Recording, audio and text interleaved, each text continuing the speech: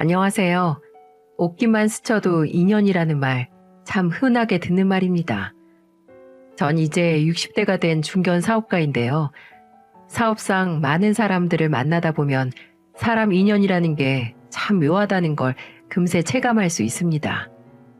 이를테면 제게 돈을 빌려가고 잠적한 아무개가 제 친구의 먼 친척인 경우도 있었고, 외국에서 잃어버린 지갑이 2년 만에 한국으로 되돌아와 찾은 경우도 있었어요. 인연의 소중함을 잘 알고 있는 제게 정말 기가 막힌 인연을 겪은 경험이 있습니다. 도저히 혼자 알고 있기에는 너무 귀한 경험이라서 이렇게 글을 드려봅니다. 더불어 제 사연을 통해 여러분들의 가슴에 작은 온기라도 깃들 수 있다면 더 바랄 나위가 없을 것 같네요. 전 에어컨에 들어가는 냉매 관련 부품을 제조하는 작은 회사를 운영하고 있는데요.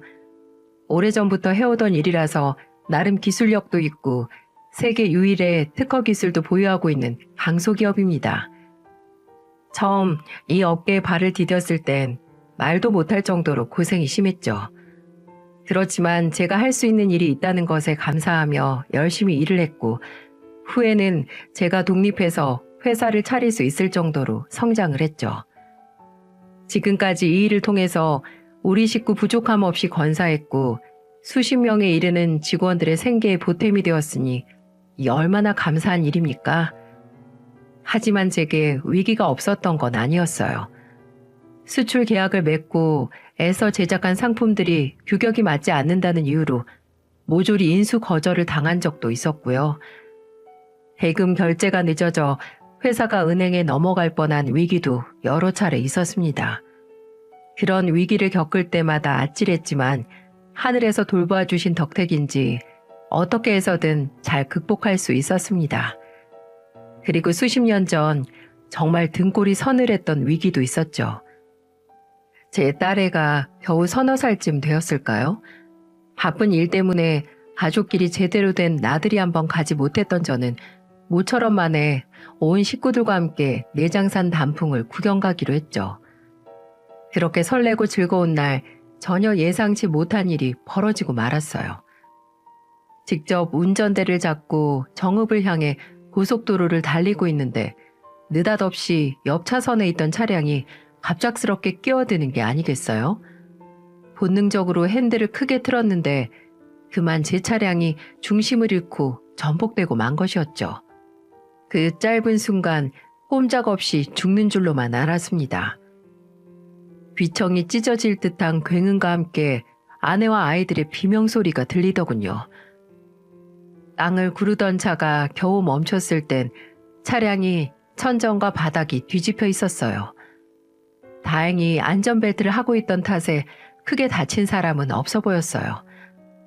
자지러지게 우는 아이들을 달래며 차량에서 빠져나오기 위해 문을 열었습니다. 그런데 뭐가 망가져버린 건지 차 문이 옴짝달싹 하지도 않더라고요. 뒷문도 앞문도 모두 마찬가지였어요. 제가 아무리 용을 써봐도 도저히 차 문이 열리지가 않더라고요. 처음엔 어떻게든 열리겠지 하는 마음에 계속 문을 밀어냈습니다. 그런데 갑자기 차 안으로 매캐한 연기까지 스미기 시작하는 거예요. 타닥타닥 뭔가 타는 소리도 들리고요. 그러니까 이제 마음이 점점 다급해지는 겁니다. 어서 전복된 차 안에서 탈출하지 않으면 큰일 나겠다 싶더라고요. 바로 그 순간 누군가 차 밖에서 문을 열어주려고 애를 씁니다. 소화기까지 들고 와선 차량에 붙은 불을 꺼주었고 문이 잘 열리지 않자 뒷좌석 유리창을 깨뜨리기 시작했죠. 그리고 팔을 뻗어 아이들부터 차례로 꺼내주었고 저도 그 공간을 통해서 무사히 빠져나올 수 있었습니다. 겨우 탈출을 하고 나서야 사고 상황이 얼마나 심각했는지 알 수 있었어요. 제 차량은 종이장처럼 구겨져 있었고 새는 연료에 불도 붙어 있었어요. 조금만 늦었으면 정말 큰일 날 뻔한 상황이었던 거죠. 전 저희 가족을 구한 분에게 깊숙이 고개를 숙였습니다. 정말 감사합니다. 덕분에 목숨을 건졌어요. 정말 감사합니다. 별 말씀을요. 그래도 크게 다친 분들이 없어서 불행 중 다행입니다. 이 은혜를 어떻게 갚아야 할지 연락처라도 주시면 살해하겠습니다. 아닙니다. 저도 가족들이랑 시골에 내려가던 중이었어요. 다친 사람이 없으면 된 거죠 뭐. 그럼 전 이만 돌아가 보겠습니다. 사고 처리 잘 하시고요. 그래도 이렇게 가시면 어떡합니까? 저희 가족 목숨을 구해준 분이신데. 아이고 사장님 괜찮습니다. 제가 도움이 됐다는 것만 해도 기분이 좋은데요. 어서 가족들 챙기시고 사고 처리 잘하세요. 그렇게 그분은 갓길에 세워둔 자신의 차량으로 걸음을 재촉하더군요. 제 입장에선 너무 고마우신 분이죠. 그분의 용감한 행동이 아니었다면 살아 숨쉴 수 없었을지도 몰랐으니까요. 그런데 이게 웬일입니까? 자신의 차량으로 돌아가던 그분을 향해 커다란 트럭이 덮쳐오는 게 아니겠어요? 트럭 운전자는 사고 현장을 미처 발견하지 못한 듯 했습니다. 급하게 급제동을 해보지만 절 구해준 그분을 덮치더니 갓길에 세워진 차량까지 충격하고 멈춰섰어요. 너무 놀란 저는 급히 달려가 도로에 쓰러진 그분을 살펴보았죠. 하지만 피를 철철 흘리며 슉 늘어져 있더군요. 한눈에 봐도 소생하기는 어려워 보였습니다. 이게 무슨 날벼락 같은 일일까요? 절 돕기 위해 차에서 내렸다가 오히려 2차 사고를 당해버리고 만 것이었어요. 게다가 가족들이 기다리고 있던 그분의 승용차도 트럭과 부딪히는 바람에 심하게 손상되어 있었죠. 말 그대로 도로는 아수라장이 되어 있었습니다. 구급차와 소방차가 출동을 해서 사고 현장을 수습하기 시작했죠. 절 구해준 그분과 가족들도 차례로 실려갔고 저희 가족 역시 인근 병원에 옮겨져 검사를 받았습니다. 검사를 받는 내내 그분의 얼굴이 떠올라 지워지지가 않더군요. 하필 저를 구해주려다가 크게 다치고 만 겁니다. 얼핏 보기에도 심각한 중상이었어요. 같은 병원에 옮겨졌으면 들여다보기라도 했을 텐데 아마 다른 병원으로 이송된 것 같았어요. 비교적 가벼운 부상이었던 우리 가족은 곧 병원에서 나올 수 있었고 경찰서에서 사고와 관련된 조사를 받은 다음 가족들을 데리고 집으로 돌아갈 수 있었어요. 그리고 다음 날이 되자마자 수소문을 해서 그분이 옮겨진 병원을 알아낼 수 있었죠. 그리고 곧바로 그 병원으로 향했습니다. 부디 저희 가족을 구해준 그분이 무사히 살아계시길 빌고 또 빌었어요. 하지만 병원에 도착한 제가 그분을 찾은 순간 제 바람이 산산조각이 났다는 걸 알 수 있었습니다. 어젯밤 교통사고로 이송된 그분은 심각한 부상으로 사망했다는 것이었어요. 하긴 트럭의 정통으로 치인 모습을 제 눈으로 똑똑히 보았는데 살아있을 리가 만무했죠. 그나마 다행인 것은 차에 타고 있던 그분의 가족들은 다행히 생명엔 지장이 없었다는 점이었습니다. 무엇에라도 홀리듯 병원에 차려진 그분의 빈소에 찾아갔습니다. 그 자리엔 가장을 잃고 혼자 된 미망인이 쓸쓸히 앉아있더군요. 영정사진 속 그분은 제게 보였던 따뜻한 미소를 그대로 품고 계셨고요. 오동수, 전 고인이 된 그분의 이름을 평생 기억하겠다 다짐했습니다. 하지만 차마 용기가 나질 않아서 빈소에 인사를 드릴 수가 없었어요. 모든 원망이 저에게 쏟아질까봐 두려웠던 것이었죠. 가지고 있는 돈을 모두 털어 조이함에 넣고는 쫓기듯 그 자리를 떴습니다. 부디 좋은 곳에서 편안하게 쉬시길 감사하고 또 감사하다며 은인의 명복을 빌었습니다. 집에 돌아와서도 며칠간 그분의 생각에 잠을 이루지 못하겠더군요. 아내에게도 우리 가족을 구해주신 그분이 목숨을 잃었다는 말을 해주었어요. 아내 역시 눈물을 훔치며 그분의 희생에 말을 잃고 말았죠. 여보, 그래도 우리 목숨을 구해주신 분인데 유족에게 인사는 드려야 하는 거 아니에요? 아니, 인사가 아니라 사죄를 드려야겠죠. 뺨을 맞고 멱살을 잡히더라도 우리를 구해주시다 그렇게 되신 건데 모른 척 하는 건 아니잖아요. 아내의 말이 옳습니다. 겁을 먹고 달아난 제가 부끄러웠어요. 매를 맞더라도 감사하고 또 죄송하다는 말을 올리는 게 맞습니다. 하지만 그런 마음을 먹었을 땐 이미 그분의 장례식은 끝나고 난 뒤였어요. 따로 알고 있는 연락처가 없어 유족에게 연락할 길이 막막했죠. 경찰서에도 전화를 걸어봤지만 알려줄 수 없다는 답변만 돌아왔어요. 장례식장에다가 겨우 사정을 해서 전화번호를 받을 수 있었죠. 전 떨리는 마음으로 그 번호로 전화를 걸었어요. 몇 번의 신호음이 들리고 이내 생기가 없는 목소리가 수화기를 통해 들려왔습니다. 여보세요? 안녕하세요. 혹시 오동수 씨 유족분 되시나요? 네, 그런데요. 목소리의 주인공은 아마 아내인 듯 했습니다. 저는 조금 망설이다가 떨리는 마음으로 제 신분을 밝혔어요. 실은 제가 오동수 씨에게 큰 도움을 받은 차량 운전자입니다. 그 말은 곧 저 때문에 오동수 씨가 죽고 말았습니다. 이렇게 말하는 것과 다름없었죠. 전 마른 침을 꼴깍 삼키며 그녀의 반응을 기다렸어요. 네, 그러시군요. 지난번에 빈소에 다녀가셨죠? 네? 아니, 그걸 어떻게... 이름도 적지 않은 조의금 봉투가 있더라고요. 그쪽에서 오셨다는 생각이 들더군요. 괜찮은데 오셔서 절이라도 하시지. 혼잣말처럼 흘린 그 말에 낯이 확 달아올랐습니다. 원망을 받을까봐 두려워 목숨을 구명해준 은인에게 고맙다는 인사도 건네지 못했네요. 정작 그분의 아내는 절 용서했는데도 말입니다. 너무 부끄러워서 고개를 들 수가 없었어요. 죄송합니다. 정말 면목이 없습니다.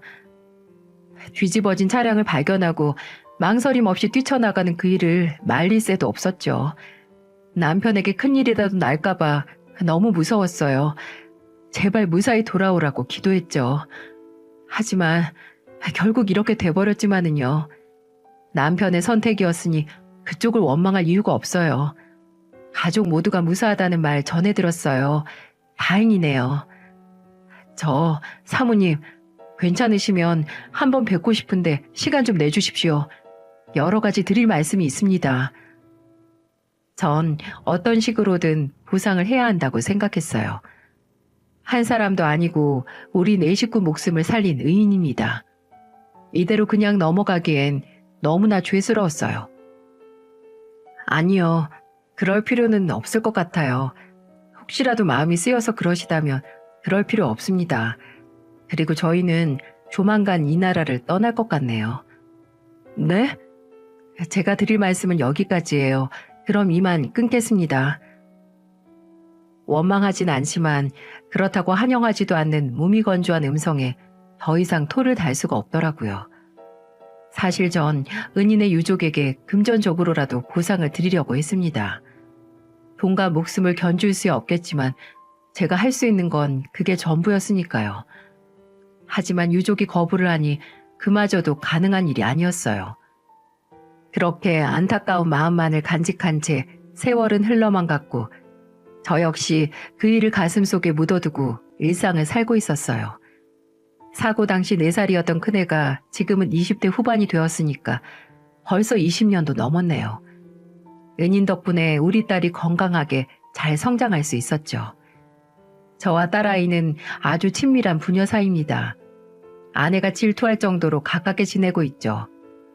회사에서 실수한 이야기, 보고 싶은 영화 이야기, 단짝 친구가 술을 먹고 남의 집에 잘못 들어간 이야기 등등 사소한 이야기거리도 우리 두 사람의 수다 재료로 쓰이거든요. 서로 맥주 한 잔씩을 앞에 두고 깔깔거리며 웃는 시간이 얼마나 소중한지 모르겠어요. 우리 딸은 만나는 남자 없나? 만나는 남자? 그래, 지금 생각해보니까 넌 다른 얘기는 다 해도 남자친구 얘기는 한 번도 한 적이 없잖니. 지금 네 나이가 몇인데 연애를 해보지 않았을 리도 없고 말이야. 어때? 아빠 말이 틀려? 그건 그렇긴 한데 내가 아빠한테 남자친구 얘기를 하지 않은 이유는 굳이 소개시켜줄 만한 깊은 사이가 아니기 때문이야. 결혼에 대한 확신도 없는데 굳이 소개시켜줘서 뭐해? 내가 아빠 앞에 남자를 데리고 왔을 땐 정말 결혼하고 싶은 남자란 뜻이야. 알았지? 그래. 그럼 잔뜩 기대를 해봐야겠는데 언제 우리 딸이 남자를 소개시켜 주려나? 글쎄요. 그건 나도 모르겠지만 기대는 해봐도 괜찮을 것 같은데? 뭐? 그게 정말이야? 진짜 결혼할 남자를 소개시켜 준다는 거야?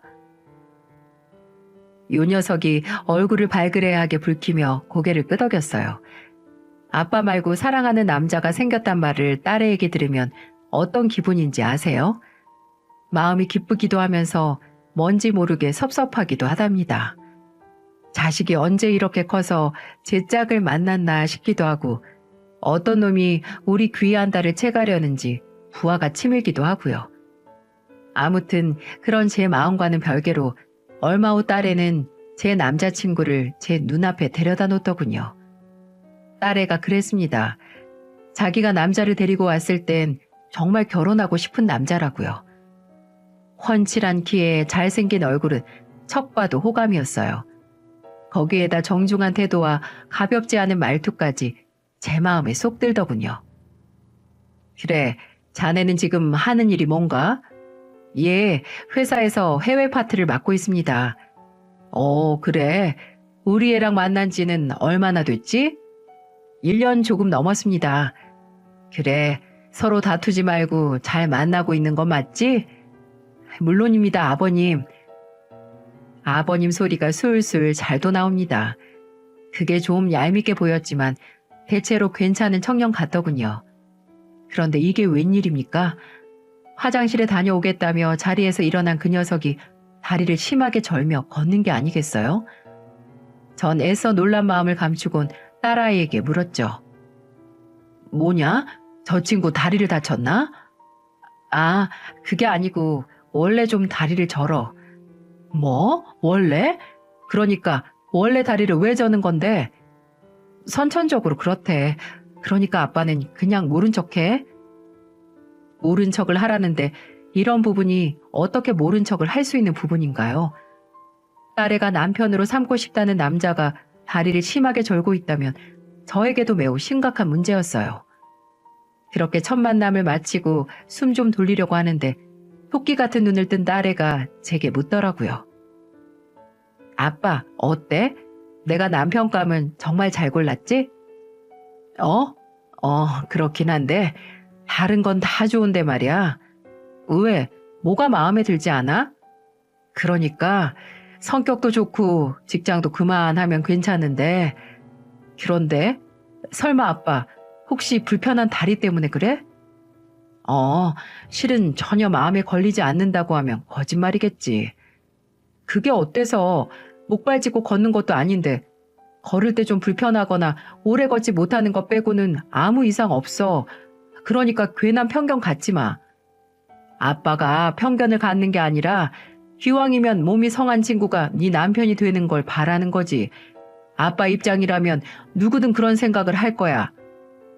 몸이 성한 것보다 마음이 성한 사람을 만나야지. 안 그래? 아무튼 난 그런 건 아무 상관없어. 아빠, 나 그 사람이랑 꼭 결혼하고 싶어.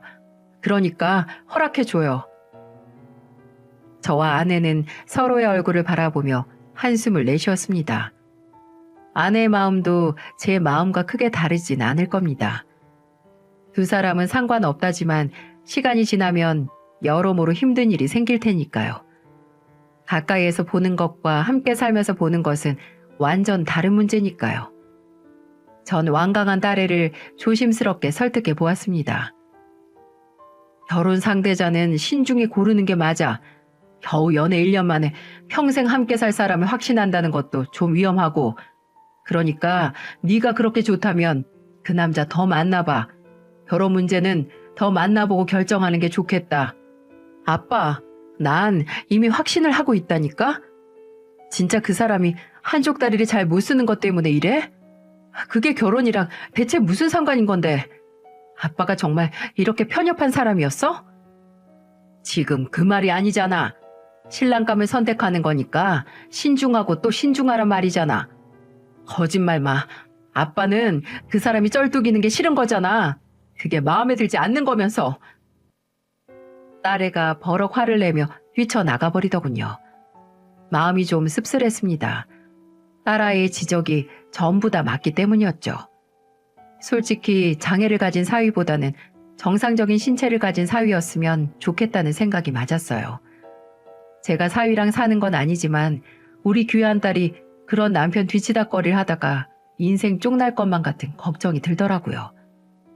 제발 딸애가 부모의 마음을 이해해주고 다른 신랑감을 찾았으면 좋겠다고 생각을 했죠.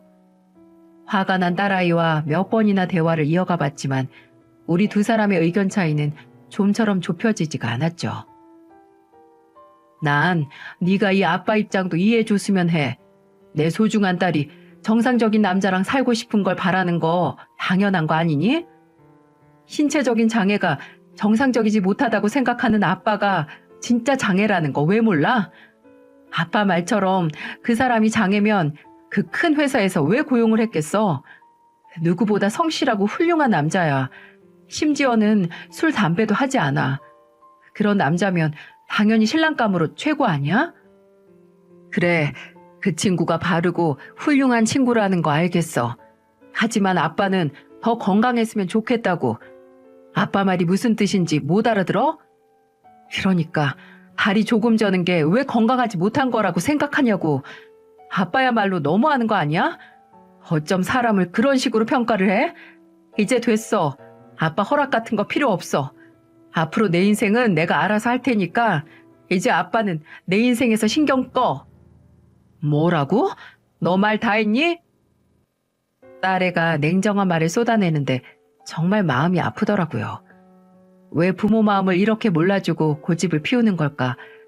자식 키워봤자 엄한 놈 좋은 일만 시킨다더니만 이래서 그런 말이 나왔구나 하는 생각이 들더라고요. 하지만 이번만큼은 양보하고 싶지 않았습니다. 지금이야 지가 좋아하는 남자를 반대하니까 서럽고 원망스럽겠지만 시간이 지나면 아빠 말 듣기를 잘했다고 생각할 테니까요. 전 좀 더 강하게 반대를 해야겠다고 결심을 했죠. 이제 그냥 허락해주자는 아내에게도 단단히 일러두었습니다. 당신 마음 단단히 먹어야 해. 제가 결혼하고 싶은 마음에 생떼를 써도 절대 넘어가면 안 된다고. 내 말이 무슨 말인지 알아들었어? 아유, 당신도 참. 다 큰 애들끼리 서로 좋다는데 그걸 억지로 어떻게 말려요. 몸이든 마음이든 그 정도 흠결 없는 사람이 어디 있겠어요. 우리가 이해 좀 해줍시다. 네? 안 돼. 절대 안 돼. 내 눈에 흙이 들어가기 전까진 절대 안 된다고. 에휴, 그놈의 고집도 참. 두 눈에 흙이 들어가면 보통 아픈 게 아닐 텐데. 뭐라고? 아내도 딸 편을 드니까 이제 제겐 아구는 없었어요. 다시 한번 말하지만 전 딸애가 신체 건강한 남편과 살기를 바라는 마음을 포기할 수가 없었어요. 그렇게 살갑게 지내던 딸과 말 한마디 섞지 않고 냉랭하게 보낸 지 얼마나 지났을까요? 아침을 먹고 있는데 딸애가 갑자기 제게 먼저 말을 걸더라고요. 오늘 아빠 퇴근하고 뭐해? 어? 난 아무것도 안 하는데? 그럼 오랜만에 외식할래? 외식? 외식 좋지. 그래, 그렇게 하자. 참 오랜만에 딸과의 데이트였습니다.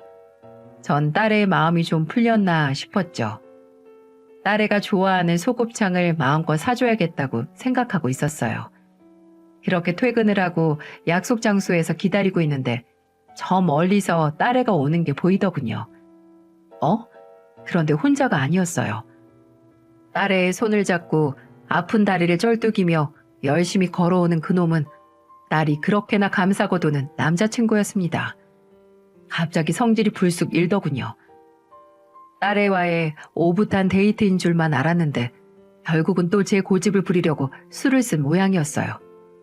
괜스레 제 얼굴이 달아오르며 화가 치밀었죠. 두 사람이 오면 혼쭐을 내줘야겠다 작심을 했어요. 그런데 그놈이 걸어오는 모습을 가만히 보고 있자니 마음이 좀 이상해지더군요. 다리를 심하게 절뚝이며 걷는 모습은 위태로워 보였습니다.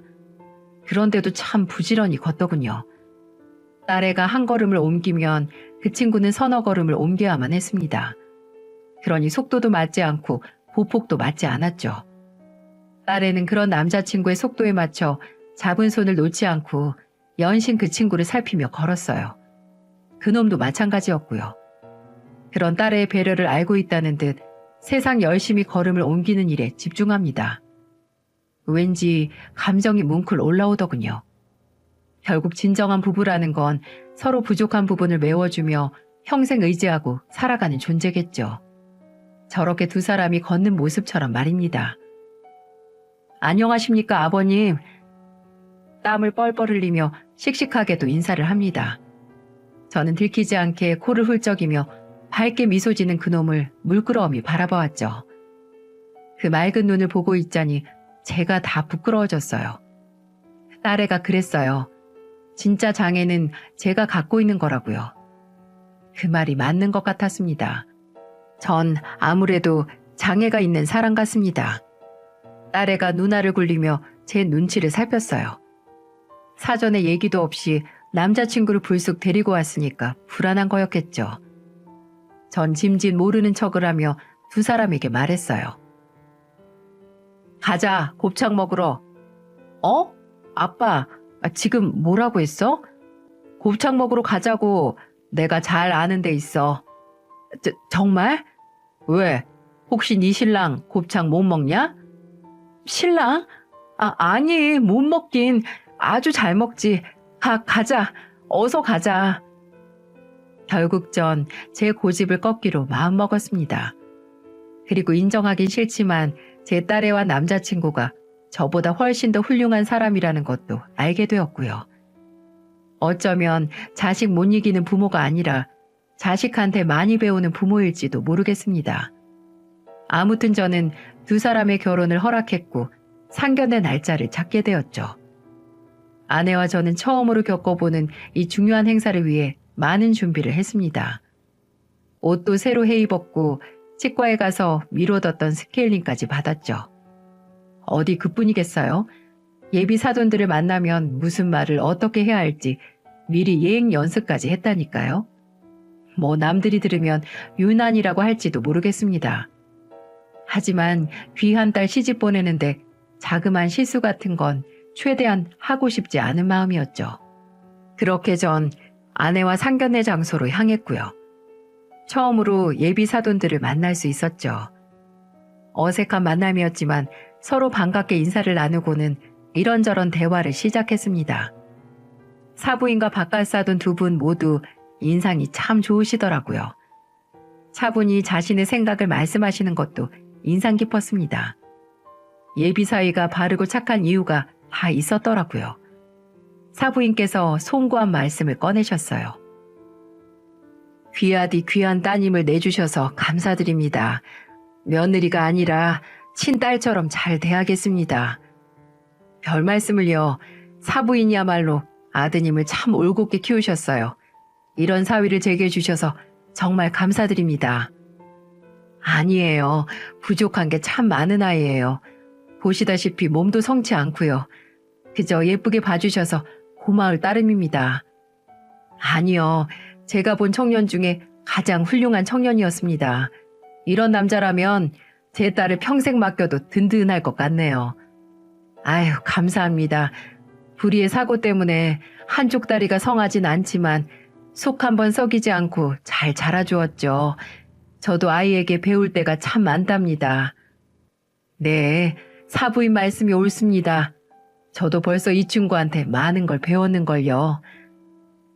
상견례 분위기는 무척 화기애애했습니다. 불필요한 가식은 지우고 서로 진심으로 대화를 나눈 덕일 거예요.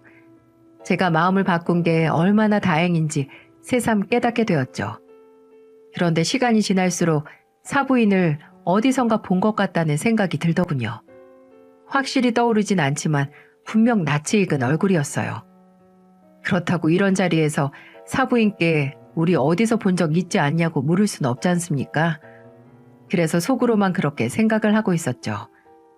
그런데 사부인이 뜻밖의 말을 꺼내는 게 아니겠어요?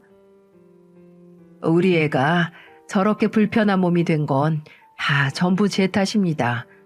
아이가 어렸을 때 애들 아빠와 외갓집에 가던 길이었는데 그만 교통사고를 당하고 말았죠. 그 후유증으로 아이가 한쪽 다리를 쓰지 못하게 된 겁니다. 아, 그런 아픈 사연이 있으셨군요.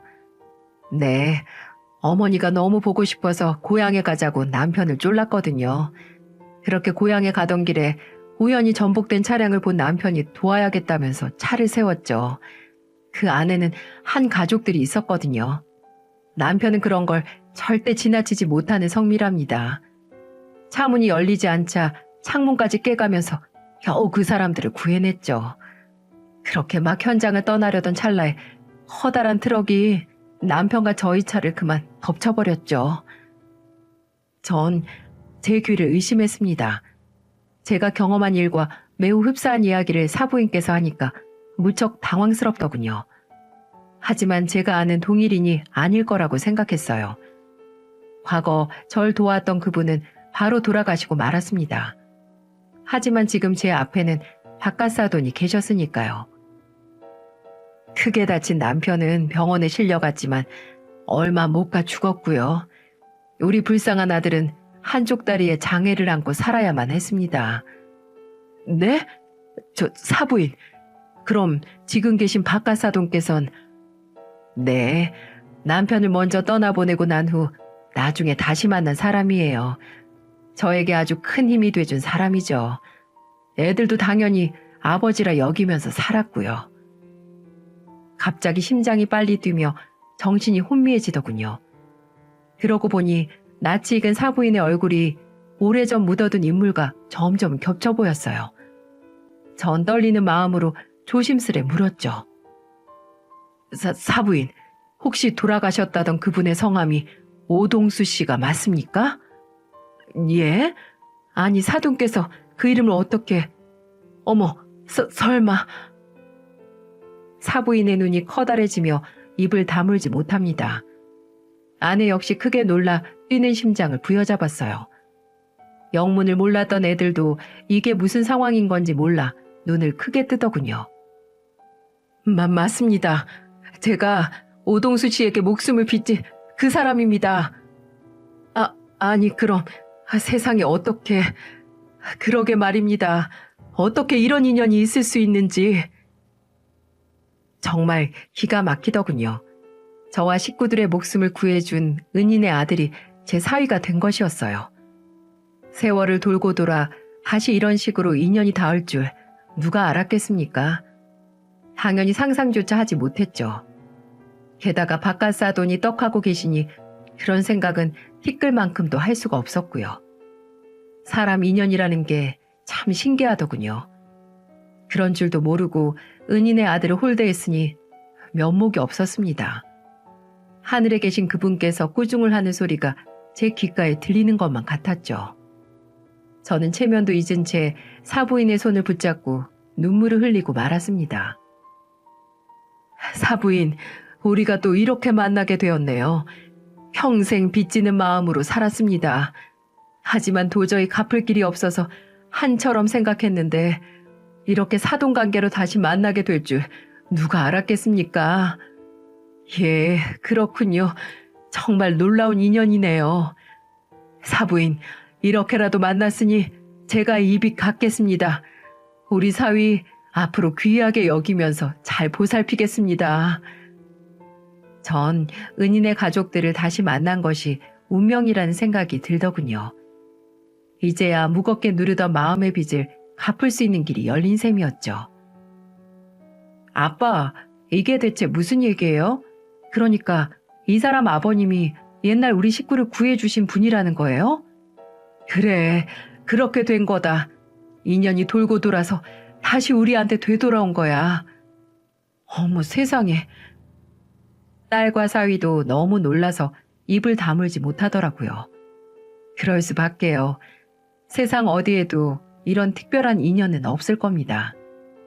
그렇게 한참이나 대화를 나누고 우린 당연히 아이들의 결혼식을 결정했어요. 상견례를 마친 뒤 꼭 6개월 만에 아이들은 축복 속에서 식을 올릴 수가 있었죠. 지금 애들은 딸도 낳고 너무나 잘 살고 있고요. 서로 의지하고 격려하며 행복한 결혼 생활을 즐기고 있습니다. 형편이 녹록치 않은 사부인 댁에 예의에 어긋나지 않는 선에서 여러모로 돕고 있습니다. 물론 이것이 제 마음의 빚을 갚기 위한 이유도 있지만 한편으로는 제 의무라는 생각도 드네요. 만일 그분께서 살아 계셨다면 사부인 댁은 좀 더 윤택하고 행복하게 살았을 테니까요. 그리고 전 사부인에게 정중히 물어서 은인이 계신 곳을 알아두었습니다. 그리고 가끔 그곳에 찾아가 감사 인사를 드리곤 하죠. 그동안 잘 계셨죠? 진즉부터 감사하다는 말씀을 꼭 드리고 싶었는데 이제야 인사를 드립니다. 덕분에 저와 우리 식구 모두 잘 지낼 수 있었습니다. 거기에다 귀한 아드님이 제 사위가 되었으니 얼마나 잘된 일이에요. 친아들처럼 생각하며 잘 데리고 있겠습니다. 그러니까 걱정 마시고 편히 쉬세요. 참 오래된 일이지만 아직도 그분의 얼굴이 생생합니다. 그땐 마치 신이라도 내려온 것처럼 생각됐거든요. 어떠신가요? 정말 특별한 인연이 맞죠? 신기한 인연에 대한 제 이야기를 이제 마치려고 합니다. 무엇보다도 중요한 건 애들이 행복하게 잘 살고 있다는 것이겠죠. 전 이 소중한 인연을 죽을 때까지 잘 지켜내려고 합니다. 함께 해주셔서 감사합니다.